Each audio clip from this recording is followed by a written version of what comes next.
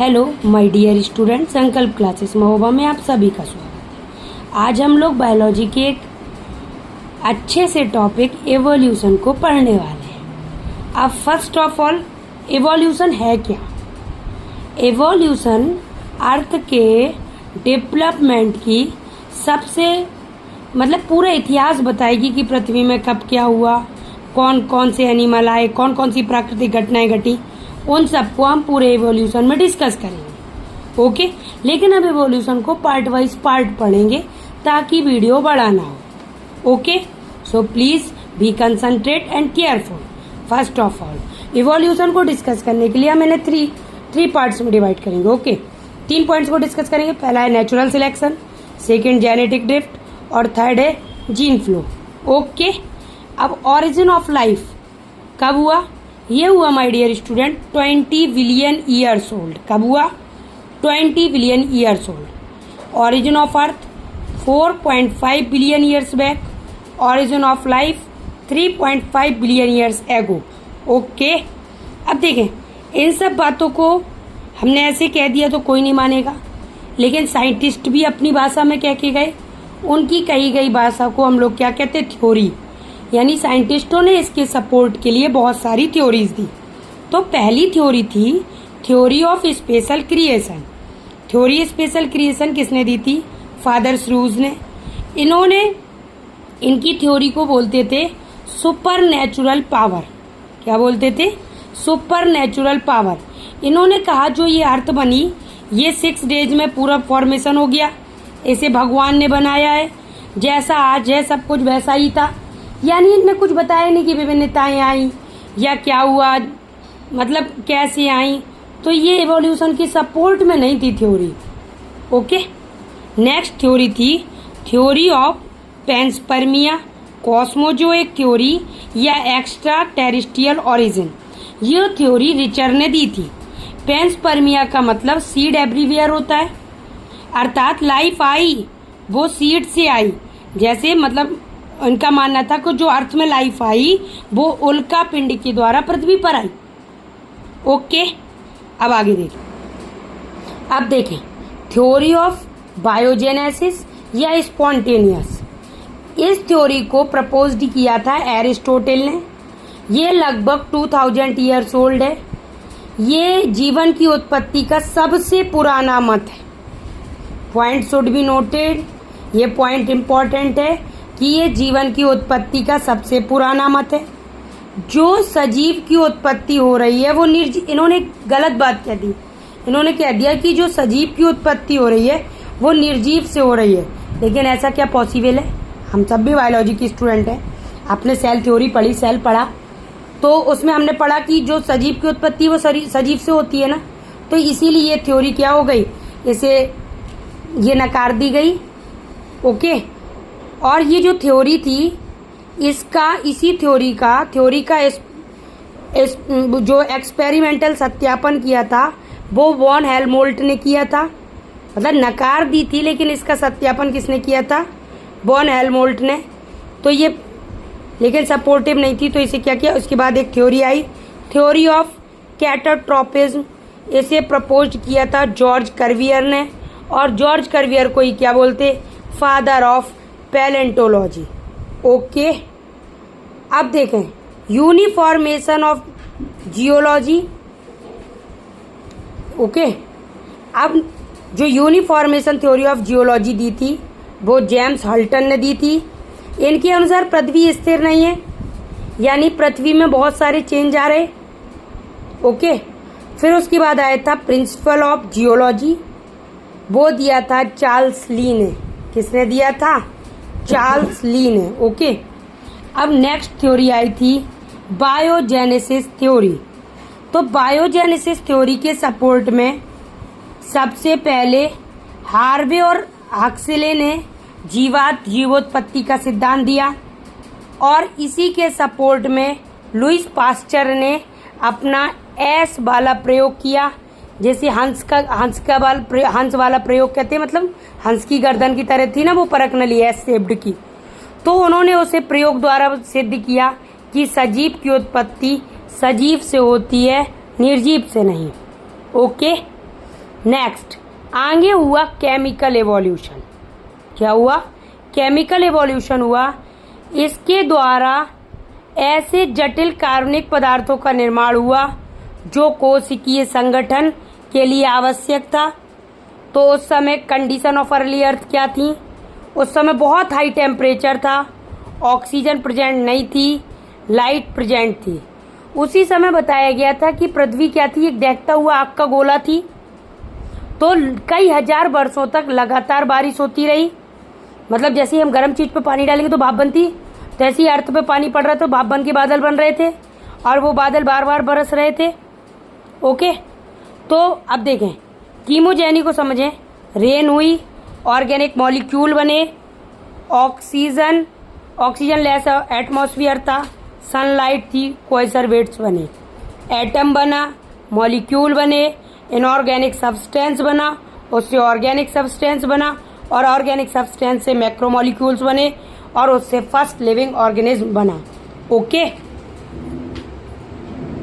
अब events in history of life को discuss करेंगे। यानी जब क्या क्या हुआ जब लाइफ आई। तो पहले इनऑर्गेनिक मॉलिक्यूल्स थे, ऑर्गेनिक मॉलिक्यूल्स बने, कॉम्प्लेक्स ऑर्गेनिक मॉलिक्यूल्स बने। ओके, और पॉलीमर्स बने, आरएनए बेस्ड जेनेटिक मटेरियल बना, प्रोबायोन्ट्स बने, सेल्फ रेप्लिकेटिंग मॉलिक्यूलर इक्विवायोन्ट्स बने, natural selection of these molecules हुआ, प्रोकैरियोटिक सेल्स बने, ऑक्सीजन रिच एनवायरनमेंट यानी ओजोन लेयर का फॉर्मेशन हुआ, फिर यूकैरियोटिक सेल्स बनी। ओके, द फर्स्ट सेल और प्रिमिटिव सेल, जो फर्स्ट सेल और प्रिमिटिव सेल थी वो मैराइन थी, एनारोबिक और molecular oxygen were absent on that time. यानी उस समय मॉलिकुलर ऑक्सीजन एब्सेंट थी और जो फर्स्ट सेल हमें मिली थी वो मैराइन थी और एनारोबिक थी। ये पॉइंट हमें लर्न करके रखना है, ये इम्पोर्टेंट है कि प्रिमिटिव सेल कैसी थी? मैराइन थी और एनारोबिक थी। क्यों? क्योंकि उस समय मॉलिकुलर ऑक्सीजन एब्सेंट थी। ओके, अब first eukaryotic involve through either mutation. हाँ, उनमें जब म्यूटेशन हुआ तो म्यूटेशन से प्रोकैरियोट्स, लेटर में बी मैनी टाइप्स जैसे algae, fungi, protozoans, other living organism were developed. Okay, mutation से कौन कौन बन गए? Algae, fungi, protozoans and other living organism were developed. Okay, अब इसी के सपोर्ट में एक बहुत अच्छा एक्सपेरिमेंट हुआ था। कहते हैं ना जुगल जोड़ी होनी चाहिए, तो गुरु और शिष्य ने मिलके किया था, मिलर और यूरे। ओके, 1953 में इनके एक्सपेरिमेंट को ही क्या कहते हैं? मिलर यूरे एक्सपेरिमेंट। ये कौन है? टीचर एंड स्टूडेंट, गुरु शिष्य हैं। ओके, इन्होंने क्या किया? ये लैब में किया था इन्होंने एक्सपेरिमेंट। इन्होंने वो सारी कंडीशंस, वैसा एटमॉस्फेयर क्रिएट किया जैसे उस समय पृथ्वी का था। अपनी लैब में मैंने बताया था ना, पृथ्वी देखती हुई आग का गोला थी। तो इन्होंने ये बर्नर लगा के इसे गर्म किया, ये हॉट वाटर बना, स्ट्रीम बनी, इलेक्ट्रिक स्पार्क किया, इलेक्ट्रोड्स लगाए, पानी ठंडा करने के लिए कूलर कंडेंसर लगाया। ओके, और उसमें कौन कौन सी इंटीग्रेंट्स थे? मेथेन था, H2 थी, NH3 था, CO थी, H2O थी। ओके, इनने इलेक्ट्रिक स्पार्क कितने डिग्री सेल्सियस पे किया था?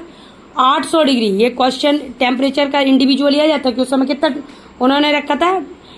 800 डिग्री सेल्सियस। कितना रखा था? 800 डिग्री सेल्सियस।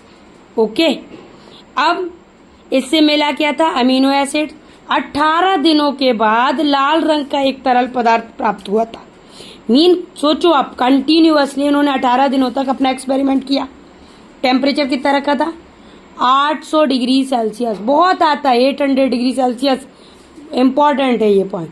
और ये भी आता, जैसे ये 4 हैं, 3 इन्हीं को रख दिया और इनमें से कौन उस समय नहीं था। ओके, तो हमें ये भी याद रखना है, H2O, CH4, NH3 और H2। नीट में भी कई बार क्वेश्चन आया है इससे। ओके, अब आगे देखें। अब हम लोग फॉर्मेशन ऑफ न्यूक्लियोप्रोटीन के बारे में पढ़ेंगे। ओके। आदि सागर के जल में न्यूक्लिक अम्ल का निर्माण हो चुका था। क्या हो चुका था? न्यूक्लिक अम्ल का निर्माण हो चुका था, जो कि जीवन की उत्पत्ति की सबसे बड़ी संभावना थी। यानी न्यूक्लिक अम्ल का बनना, अब देखें, यानी न्यूक्लिक अम्ल का बनना जीवन की उत्पत्ति के लिए सबसे बड़ी संभावना थी। प्रोटीन और न्यूक्लिक अम्ल आपस में संयोग करके न्यूक्लियो प्रोटीन बनाते हैं। न्यूक्लियो प्रोटीन की उत्पत्ति जीवन का प्रथम संकेत थी। ये पॉइंट हमें याद रखना है। क्या? न्यूक्लियो प्रोटीन जीवन की उत्पत्ति का प्रथम संकेत थी। अब बायोलॉजिकल एवोल्यूशन हुआ, क्वाइसरवेट्स बने, यानी क्वाइसरवेट से सरल कोश की संरचना तक के निर्माण को जैविक विकास के नाम से जाना जाता है। कार्बनिक पदार्थों का मतलब पास आकर इकट्ठे होने लगे और कोलाइडी कणों का निर्माण किया। तो जो सेंड्री एफ फॉक्स थे, इन्हें प्रोटीनोइड माइक्रोस्फीयर नाम दिया। यानी जिन्हें ऑपरेन क्या कहते थे? क्वाइसरवेट्स। उन्हीं को फॉक्स ने माइक्रोस्फीयर जैसी संरचना कहा। यानी जो ऑपरेन के क्वाइसरवेट्स थे वो फॉक्स के लिए क्या थे? माइक्रोस्फीयर। दोनों इक्वल है। ओके। उसके बाद जब ओजोन लेयर बनी गई तो ऑक्सीजन क्रांति आई, क्योंकि जीवन के लिए ऑक्सीजन सबसे ज्यादा इम्पोर्टेंट है। तो जीवन की उत्पत्ति और विकास के लिए नीले हरे शैवाल द्वारा प्रकाश संश्लेषण में ऑक्सीजन मुक्त करना पृथ्वी के वातावरण में एक क्रांतिकारी परिवर्तन था। यानी ऑक्सीजन बनी, शैवालों में फोटोसिंथेसिस हुआ, नीले हरे शैवालों में तो ऑक्सीजन मिली तो पृथ्वी में जो हुआ वो एक क्रांतिकारी परिवर्तन था। उसी परिवर्तन को किस नाम से जानते थे? ऑक्सीजन क्रांति के नाम से। ओके। अब देखें ऑक्सीजन ने कैसे कैसे अपना रूप दिखाया। मीथेन थी, मीथेन का एक अणु ऑक्सीजन के 2 मॉलिक्यूल से जब क्रिया किया तो उन्हें CO2 और पानी बनाया। ऐसे ही जब NH3 ने O2 से क्रिया करी तो उन्हें N2 और 6H2O बनाया। उस समय पृथ्वी में पानी था, क्योंकि मैराइन थे ना, मैराइन कहाँ रहते? सारे वाटर में रहते। तो उस समय सबसे ज्यादा अर्थ में क्या था? पानी था। ओके। अब देखो कुछ इंट्रोडक्शन वाली बातें करें, इंटरेस्टिंग और अच्छी। हम लोग अच्छे बच्चे ना, इसलिए अच्छी बातें करेंगे।